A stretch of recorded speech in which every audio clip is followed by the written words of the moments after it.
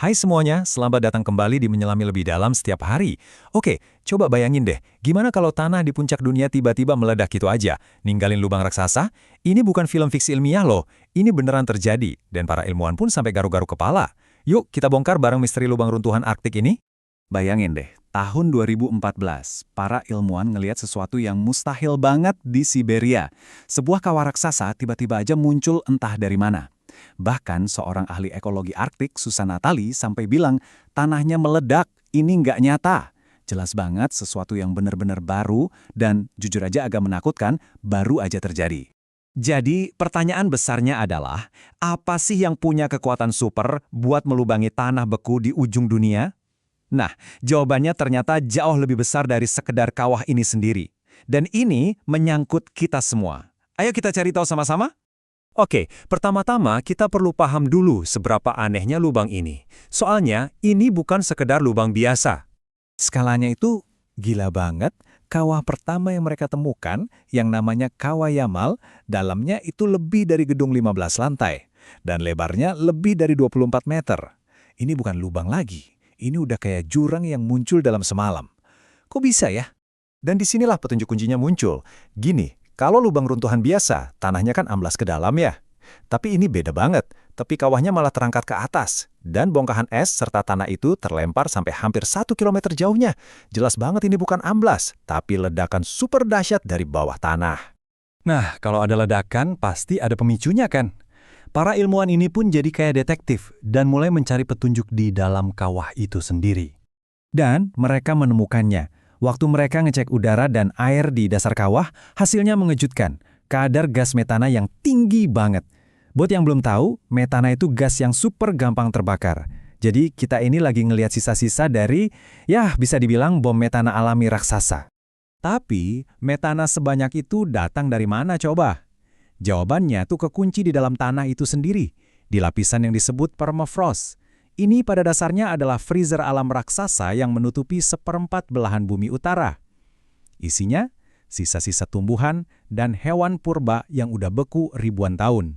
Nah, disinilah masalahnya jadi serius banget.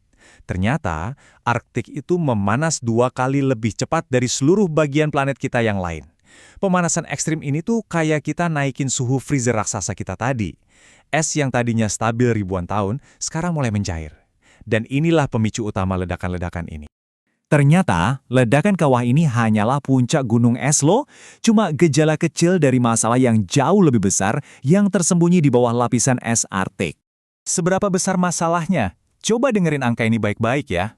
Di dalam permafrost itu tersimpan sekitar 1.400 miliar metrik ton karbon. Coba bayangin deh, sebanyak apa itu?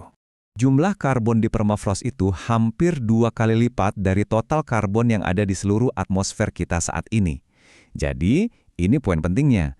Kalau sebagian kecil aja dari bom karbon yang tersimpan ini terlepas, dampaknya ke iklim kita bisa luar biasa banget. Dan masalahnya ini jadi 2 kali lipat. Pertama, waktu tanah beku itu mencair, mikroba di dalamnya bangun, terus mulai makanin sisa-sisa organik purba, dan akhirnya melepaskan gas CO2 dan metana. Kedua, yang lebih serem lagi, pencairan ini bikin retakan di tanah, yang fungsinya kayak ngebuka pintu darurat buat gas metana purba dari perut bumi buat langsung nyembur ke atmosfer. Oke, ini bukan lagi cerita tentang daerah terpencil di kutub. Ini udah berdampak langsung pada kehidupan manusia, dan pada akhirnya akan berdampak pada kita semua. Ini bukan lagi sekedar teori, ini kejadian nyata sekarang. Di komunitas Arktik, orang-orang udah ngerasain dampaknya langsung. Coba bayangin, tanah yang selama ini jadi fondasi hidup mereka, tiba-tiba jadi lembek dan gak stabil. Bangunan, jalan raya, semuanya hancur. Ini adalah krisis nyata yang terjadi saat ini juga. Hal ini menciptakan lingkaran setan yang sangat berbahaya. Pemanasan mencairkan es, pencairan es melepaskan gas pemanas, dan gas pemanas ini bikin planet makin panas lagi. Terus aja muter gitu, kayak bola salju yang makin lama makin gede.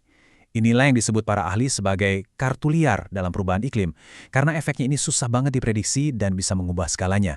Jadi intinya buat kita semua apa? Artinya jatah karbon yang bisa kita keluarkan sebelum iklim kita mencapai titik kritis kemungkinan besar jauh lebih sedikit dari yang kita kira. Waktu kita untuk bertindak jadi makin sempit, karena ada kebocoran gas rumah kaca besar dari Arktik yang nggak kita perhitungkan sebelumnya. Nah, ini membawa kita ke pemikiran terakhir yang, jujur aja, agak bikin merinding. Beberapa ilmuwan khawatir pencairan permafrost ini mungkin udah melewati titik kritis, di mana prosesnya nggak bisa kita hentikan lagi apapun yang kita lakukan. Ini memunculkan pertanyaan besar untuk kita semua. Kalau Arktik aja mungkin sudah melewati batasnya, bagaimana dengan kita? Tekan tombol suka jika kalian menikmati ini, bagikan dan berlanggaran untuk konten lainnya. Tulis komentar di bawah dengan pandangan kalian, sampai jumpa besok di waktu yang sama, sampai nanti!